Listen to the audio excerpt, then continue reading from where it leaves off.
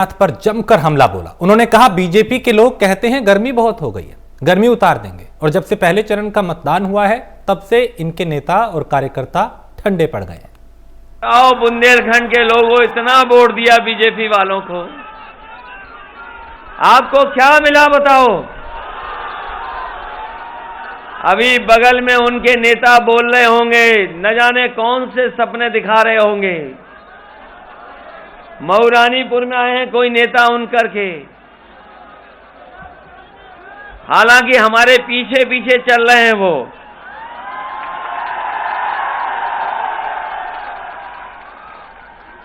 बताओ बुंदेलखंड के लोगों, हिसाब किताब लगा लिया अभी तक कि नहीं लगा लिया? इतना निराश किसी सरकार ने नहीं किया होगा जितनी इस डबल इंजन की सरकार ने बुंदेलखंड की जनता को निराश किया है।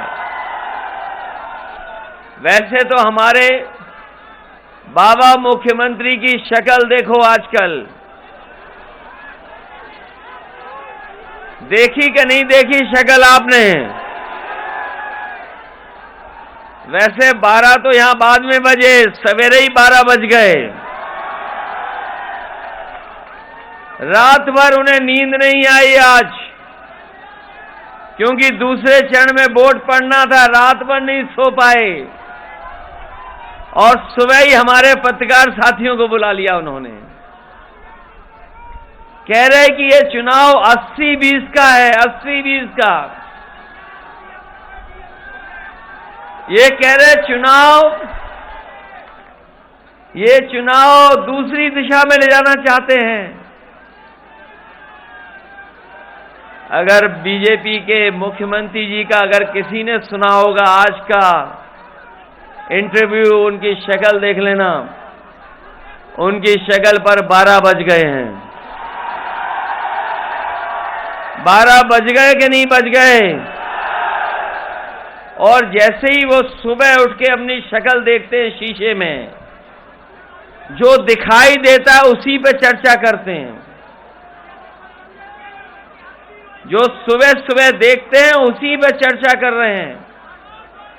मैं आपको भरोसा दिला के जा रहा हूं कि ये चुनाव उत्तर प्रदेश के भविष्य का चुनाव है।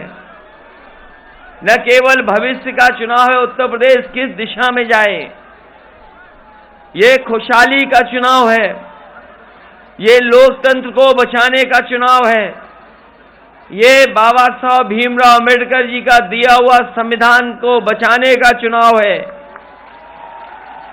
बताओ बुंदेलखंड के लोगों, लोकतंत्र बचाओगे कि नहीं बचाओगे? संविधान बचाओगे कि नहीं बचाओगे? और उत्तर प्रदेश की जनता इन झूठों से बचाओगे कि नहीं बचाओगे? तो इनके छोटे नेता छोटा झूठ बोल रहे हैं, और जो बड़े नेता हैं बड़ा झूठ बोल रहे हैं, और जो सबसे बड़े नेता हैं वो सबसे बड़ा झूठ बोल रहे हैं। ये बीजेपी के लोगों ने कहा कि हम किसानों की आय दोगुनी कर देंगे। यहां पर बड़ी संख्या में किसान भाई और उनके परिवार के लोग हैं।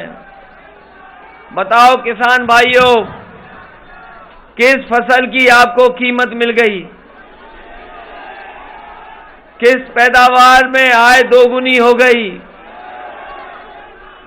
और दोगुनी तो दूर, अगर हिसाब किताब लगाओगे कमाई की तो कमाई आधी हो गई। और न केवल कमाई आधी हुई है, इस महंगाई ने और भ्रष्टाचार ने उत्तर प्रदेश के गरीबों को और किसानों को और व्यापारियों को बर्बाद कर दिया। हमारे नौजवानों, बताओ कितने लोगों को रोजगार और नौकरी मिल गई? झांसी में विज्ञापन नहीं है। ये जो विज्ञापन लगे हुए हैं, झूठे झूठे विज्ञापनों के, ये झांसी में नहीं लगाया, ललितपुर में नहीं विज्ञापन है, जालौन में नहीं विज्ञापन है, लेकिन दिल्ली और मुंबई में विज्ञापन सरकार दे रही है कि लाखों लाख नौजवानों को रोजगार दे दिया है।